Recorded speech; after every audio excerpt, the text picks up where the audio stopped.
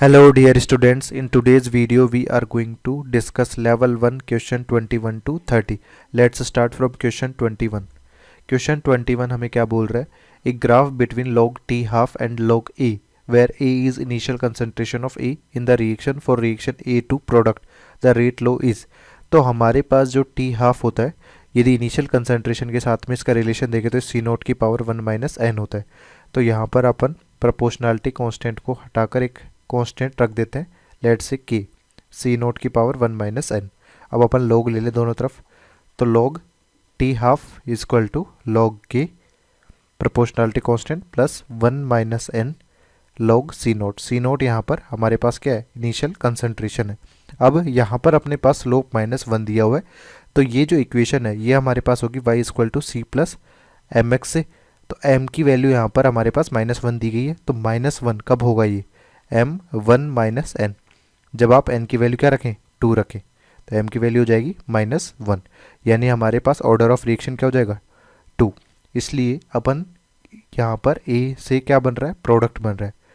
तो rate of reaction लिखें तो रेट ऑफ रिएक्शन का एक्सप्रेशन क्या हो जाएगा? कि a की पावर 2, क्योंकि ऑर्डर ऑफ रिएक्शन 2 है। इसको अपन रेट ऑफ डिसअपीयरेंस से भी रिप्रेजेंट कर सकते हैं। तो हमारा कौन सा ऑप्शन करेक्ट है यहाँ पर? Option C is the correct answer. Next है 22। इसमें बोला गया है for the reaction A to B for which graph between half life and initial concentration A of the reactant is as given below. यहाँ पर हाफ लाइफ जो है initial concentration के डायरेक्टली प्रोपोर्शनल है और ओरिजिन से पास होता हुआ कर्व आ रहा है। तो ये वाली सिचुएशन कब होती है? जब आप टी हाफ डायरेक्टली प्रोपोर्शनल होता है सी नोट की पावर 1 माइनस एन। एन हमारे पास यहाँ पे टोटल ऑर्डर है, टोटल ऑर्डर, ठीक है। तो यहाँ पर अपन यदि क्या करते हैं, टी हाफ सी नोट की पावर 1 हो, तो इसका मतलब यह है कि एन की वैल्यू आप यदि 0 पुट कर दें तो हमारे पास टी हाफ क्या हो जाएगा? टी हाफ हमारे पास डायरेक्टली प्रोपोर्शनल होगा सी नोट के। तो यहाँ पर ये y equal to m x वाली इक्वेशन से ओरिजिन से पास होता हुआ कर्व होगा। तो हमारे पास रिएक्शन पता लग गई कि अपने पास जो रिएक्शन की काइनेटिक्स है वो जीरो ऑर्डर काइनेटिक्स है, और जीरो ऑर्डर काइनेटिक्स में रेट एक्सप्रेशन अपन जो लिखेंगे वो के कंसंट्रेशन ऑफ ए की पावर 0, इसका मतलब के ए की पावर 0 1 हो जाएगा। ये आप रेट ऑफ डिसअपीयरेंस ऑफ ए भी रिप्रेजेंट कर सकते हैं। तो यहाँ पे D A upon D T जो है वो टाइम पे डिपेंड नहीं कर रहा है, ये क्या है? कांस्टेंट वैल्यू है। तो इसका ग्राफ कौन सा करेक्ट होगा? Option C is the correct answer. Next है 23। इसे बोला गया for the ideal gases reaction rate is generally expressed in D P upon D T instead of D C upon D T और D N upon D T, जहाँ C हमारे पास N upon V concentration दिखी है, N number of moles है। What is relation among these expressions? तो D C upon D T की अपन बात करें तो D C upon D t में यहाँ पे टेम्परेचर और वॉल्यूम टर्म्स हमारे पास क्या है? कॉन्स्टेंट है। तो कंसनट्रेशन हमारे पास जो होती है यहाँ पर जो दी गई है वो एन अपॉन वी है। तो यदि आप दोनों तरफ डिफरेंशियल करोगे तो 1 अपॉन वी तो हमारे पास कांस्टेंट है, ये डी एन हो जाएगा। तो डी सी को आप क्या लिख सकते हैं? 1 upon V d N upon D t, ठीक है। इसके अलावा यदि अपन इसी एक्सप्रेशन को P V equal to n R T से देखें तो P V equal to n R T में यहाँ पे वॉल्यूम और टेम्परेचर कांस्टेंट है, तो अपन वॉल्यूम को कांस्टेंट ले लें, प्रेशर का डिफरेंशियल कर दे, टेम्परेचर भी यहाँ पर कांस्टेंट है तो इसको भी अपन डिफरेंशियल कर दे। तो इस बेसिस पे यदि अपन देखें तो डी एन अपॉन वी का जो एक्सप्रेशन हमारे पास आएगा वो आएगा D P upon R T.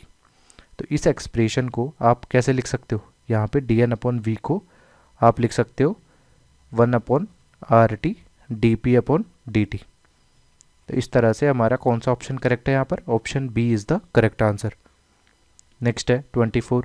इसमें बोला गया है A2 प्लस B2 फॉर्म हो रहा है 2AB रेट ऑफ रिएक्शन दिया गया है, A और B हमारे पास ऑर्डर ऑफ रिएक्शन है वो बताना है। तो ये इनिशियल रेट मेथड है, इसमें आप क्या कर सकते हैं? किसी भी एक रिएक्टेंट की कंसंट्रेशन को कांस्टेंट रख सकते हैं, जैसे कि यहाँ पे 0.2 से 0.2 है। तो यहाँ पर इस पर्टिकुलर केस में जब अपन ने A2 की कंसंट्रेशन को सेम रखा है तो B2 की कंसंट्रेशन 2 टाइम्स हो रही है। तो इसी के रेस्पेक्ट में अपन रेट ऑफ रिएक्शन भी बात करें तो ये भी 2 टाइम्स हो रहा है। ये तभी पॉसिबल है जब आप B की वैल्यू क्या रखें? 1, कि B2 के रेस्पेक्ट में जो इंडिविजुअल ऑर्डर होगी वो 1 होगी, तो इसकी कंसंट्रेशन यदि आप 2 टाइम्स करोगे तो रेट ऑफ रिएक्शन भी 2 टाइम्स हो जाएगी। सिमिलरली यदि अपने को क्या करना है? अपने को A2 का ऑर्डर निकालना है, तो यहाँ पर अपन कंसंट्रेशन इनकी सेम रख लेते हैं, यहाँ पे सेम कंसंट्रेशन होने पे ये कितना हो रहा है, 2 टाइम्स हो रहा है। इनके 2 टाइम्स होने पर यहाँ पर अपन ऑब्जर्व कर रहे हैं कि ये भी 2 टाइम्स हो रहा है। इसका मतलब ए की वैल्यू भी हमारे पास क्या होगी, 1 होगी। यानी ये टोटल ऑर्डर जो हो जाएगा वो 1 + 1 2 सेकेंड ऑर्डर रिएक्शन हो जाएगी। Option A is the correct answer. Next है 25। यहाँ पे बोला गया for a reaction the initial rate is given as by what factor the initial rate of reaction will increase if initial concentration of A is taken 1.5 times and B is tripled। तो अपन 1.5 times का मतलब क्या है कि 3/2 से multiply कर दे अपन। तो जैसे यहाँ पर K है, ए नोट की कंसनट्रेशन 1.5 टाइम्स बढ़ा दें यानी 3/2 ए नोट का स्क्वायर, बी नोट हमारे पास ट्रिपल कर दे तो 3 बी नोट। तो ओवरऑल अपन एक्सप्रेशन में देखें तो K ए नोट स्क्वायर बी नोट तो यहाँ पर है ही, इसके साथ ये हो जाएगा 9/2 यहाँ पर, सॉरी 9/4, क्योंकि यहाँ पर अपन क्या बोल रहे हैं 3/2 टाइम्स से ए नोट की इनिशियल कंसंट्रेशन को बढ़ा रहे हैं और बी की कंसंट्रेशन को 3 टाइम्स बढ़ा रहे हैं। तो यहाँ पे 3/2 का स्क्वायर हो जाएगा तो 9/4 हो जाएगा इंटू 3। तो ये जो एक्सप्रेशन है ये हमारे पास आएगा कितना, 27/4। और 27/4 का मतलब ये है 6.75। तो रेट ऑफ रिएक्शन, क्योंकि ये तो हमारे पास क्या है, ये वाली सिचुएशन, ये आर नोट डैश में बोल देता हूँ, आर नोट डैश। तो आर नोट डैश हमारे पास ये एक्सप्रेशन तो आर नोट है और 27/4 टाइम्स हो जाएगा 6.75 टाइम्स। तो option C is the correct answer. Next है 26। अपने को बोला गया ए सॉलिड बी सॉलिड से रिएक्ट करके सी सॉलिड बना रहा है। यहाँ पर एक्सप्रेशन रेट का दिया हुआ है कि के ए की पावर हाफ बी की power 2 if initial concentration of A and B are increased by factor 4 and 2 respectively then the initial rate. यानी हमारे पास 4 के फैक्टर से आप इसको इंक्रीज कर रहे हो, 4 ए की पावर 1/2 2 बी की पावर 2। ठीक है, तो यहाँ पर हमारे पास एक्सप्रेशन क्या आ जाएगा, ए की पावर हाफ और बी की पावर 2। तो 4 की पावर हाफ इंटू 2 की पावर 2। तो यहाँ पर इसको आप यदि सॉल्व करेंगे तो क्या होगा, 4 की पावर हाफ का 2 इंटू 4, यानी ये हमारे पास 8 टाइम्स हो जाएगा। तो option C is the correct answer. इसी तरह से अपन देखते हैं नेक्स्ट क्वेश्चन 27। रिएक्शन ए और B follow second order kinetics, doubling the concentration of A will increase the rate of formation of B by a factor of. तो इस के लिए अपने पास काइनेटिक्स यदि अपन लिखें तो रेट हमारे पास के ए की पावर 2, क्योंकि सेकेंड ऑर्डर काइनेटिक्स है। यहाँ पर रेट ऑफ फॉर्मेशन की बात हो रही है तो rate of formation upon represent कर सकते हैं dB/dt, स्टोइकियोमेट्रिक कोफिशिएंट 1 है।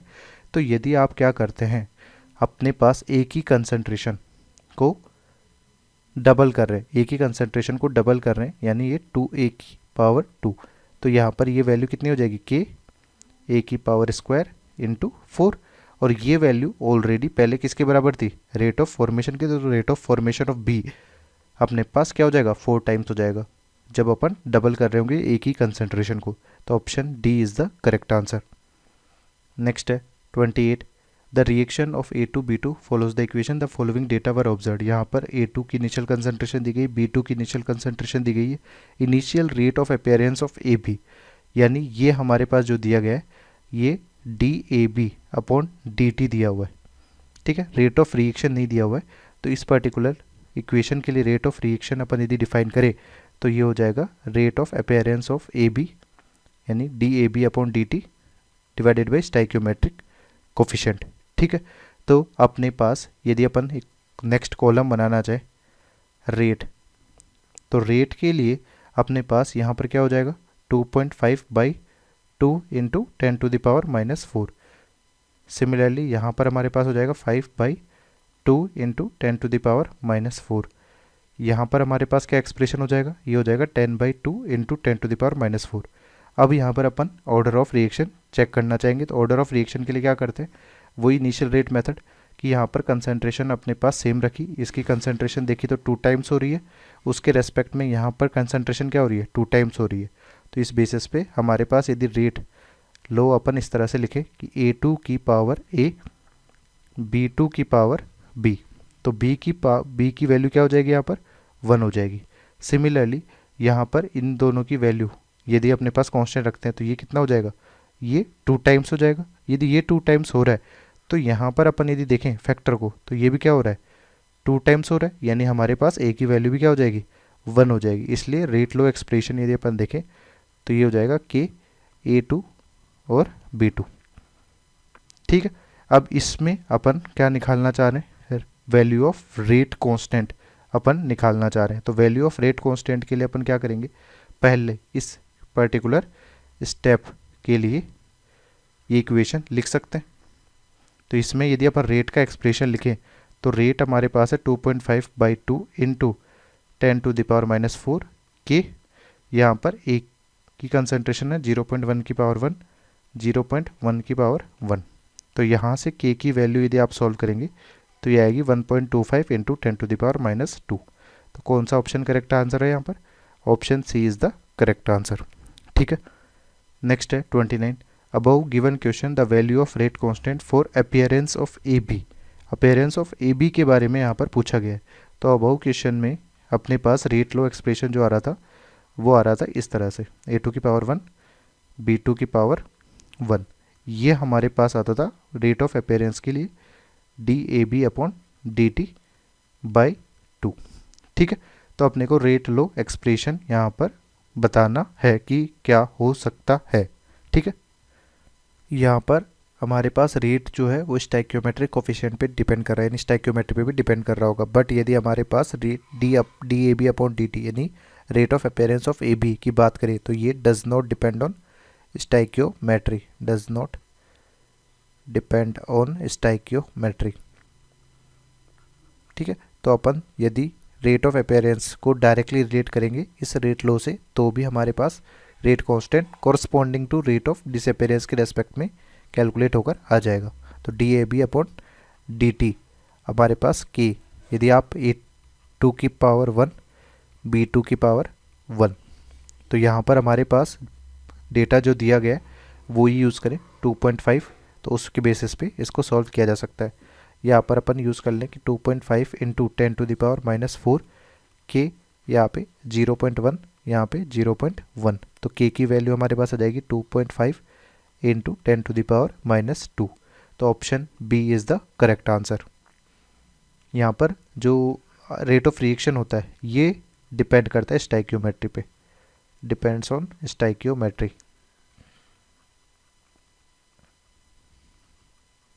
ठीक है, तो ऑप्शन नेक्स्ट क्वेश्चन है 30। The following data pertain to reaction between A and B. हमारे पास यहाँ पर इनिशियल कंसंट्रेशन ए बी की दी गई है और रेट दिया हुआ है। अब देखो बोला गया which of the following inference can be drawn from the above data. तो हमारे पास rate constant of the reaction अपने को पूछा गया है। तो रेट कांस्टेंट के लिए पहले अपने को ऑर्डर पता करना है कि रेट हमारे पास क्या है, कि कंसंट्रेशन ऑफ ए की power a, concentration of B की पावर बी। तो इस केस में अपन देखें कि यहाँ पर ए की कंसंट्रेशन जो है वो सेम है, तो ये कितनी कंसंट्रेशन हो रही है, ये 2 टाइम्स हो रही है, तो यहाँ पर ये कंसंट्रेशन भी 2 टाइम्स हो जाएगी। इस सिचुएशन में बी की वैल्यू हमारे पास क्या हो गई, 1 हो गई। यहाँ पर हमारे पास क्या हो रहा है, ये दोनों सेम है, तो यहाँ पर हमारे पास क्या हो जाएगा, ये 2 टाइम्स हो जाएगा, तो ये भी 2 टाइम्स हो जाएगा, यानी ए की वैल्यू हमारे पास क्या हो जाएगी, 1 हो जाएगी। ठीक है, तो इस पर्टिकुलर रेट लो एक्सप्रेशन में यदि अपन पुट करते हैं 2 इंटू 10⁻⁻⁴ के, 1 इंटू 10⁻⁻², 2 इंटू 10⁻⁻², तो के की वैल्यू हमारे पास आ रही है 1, ना कि 10⁻⁻⁴, तो ये हमारे पास फॉल्स हो जाएगा। इसी बार rate law of reaction is K A B, ये भी सही बात है कि ऑर्डर इंडिविजुअल ए और बी के लिए 1 1 दिया हुआ है, तो ये ट्रू हो जाएगा। Rate of reaction increases 4 times on doubling the concentration of both the reactant. यानी हमारे पास यदि अपन रेट लो में के इसकी कंसंट्रेशन को 2 टाइम्स कर दे, बी की कंसंट्रेशन को भी 2 टाइम्स कर दे, तो ये पूरा का पूरा एक्सप्रेशन जो है वो 2 टाइम्स हो जाएगा, सॉरी 4 टाइम्स हो जाएगा। तो ये भी हमारे पास क्या है, ट्रू स्टेटमेंट है। तो करेक्ट स्टेटमेंट यहाँ पर बी और सी दिया हुआ है, option C is the correct answer.